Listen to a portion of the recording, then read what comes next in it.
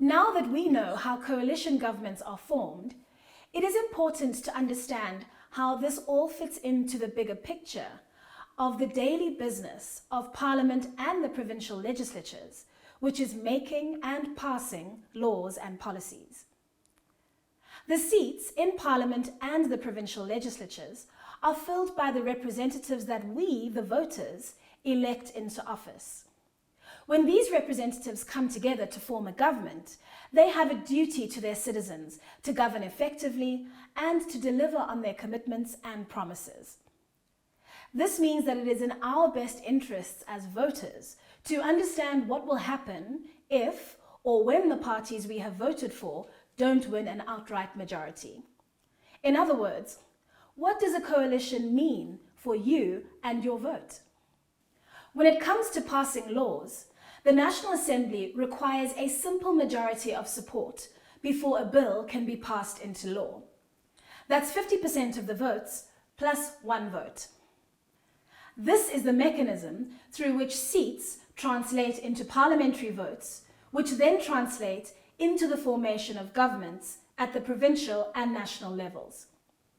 When one political party has formed a government through an outright majority, it is easier to pass these bills because its representatives already hold the majority of seats and the votes in the National Assembly, which are needed to agree and pass a bill.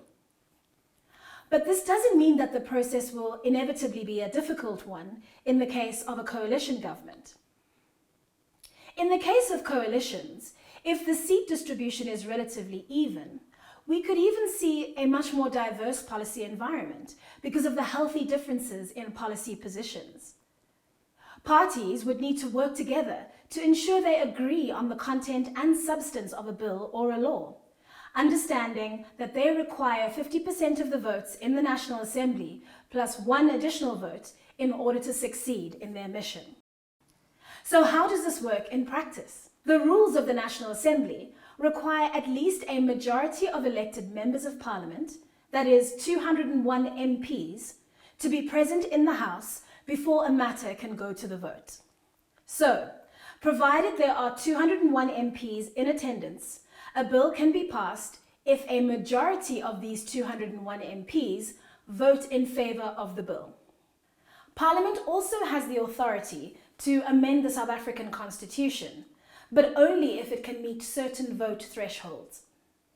When the draft law before Parliament is an amendment to the Constitution, it can only be passed by either 3/4 of all elected members of Parliament or by 2/3 of all elected members of Parliament, depending on which section is being amended. For example, amending Section 1 of the founding provisions of the Constitution requires a 3/4 majority of all the members of the National Assembly, or 300 votes in favour, before the amendment can be passed.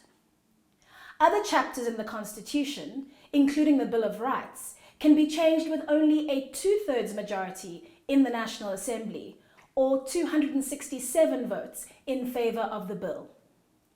If an amendment to the Constitution affects the 9 provinces, then the bill proposing it requires 2/3 of all elected MPs to vote in favour in the National Assembly, plus 2/3 of the 9 provinces, which amounts to 6, which are represented in the National Council of Provinces.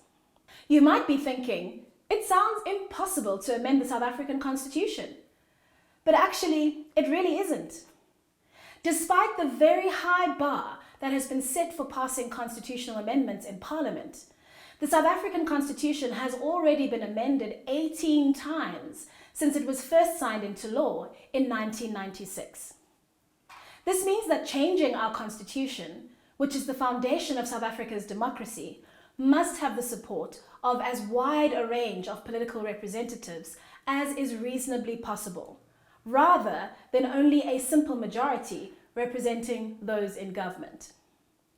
This ensures that a true consensus is reached before making these instrumental changes. If you want to know more about how you can get involved in lawmaking, oversight, and other public processes in Parliament, the South African Constitution allows for public participation, And one of the ways to participate and make your voice heard is by making written submissions or oral presentations to Parliament.